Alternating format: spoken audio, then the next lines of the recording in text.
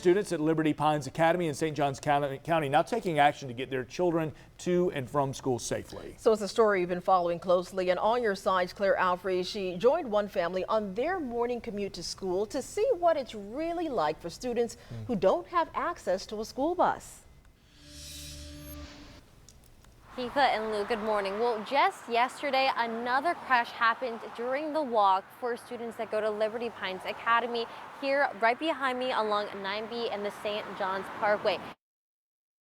Including parent Kimberley Reach to go and sign the petition. Now, Kimberly shared with us that even though she lives within 2 miles of the school, it takes her and her family up to an hour walking or driving just to get her kids to school on time.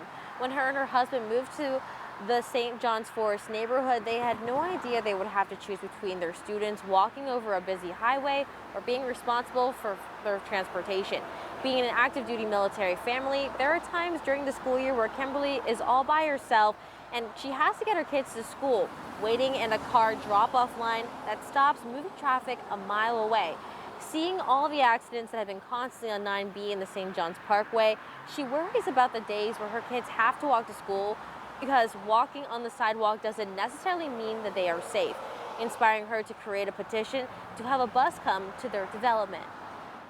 Just thinking about that really makes me worried, and since it is such a long path with very poor conditions, I mean, it's really loud here, it's hard for kids to be aware of their surroundings and that. It's just not something I'm comfortable with. Now, Florida law states that for any student that lives within 2 miles of their school, the school doesn't have to provide them a bus.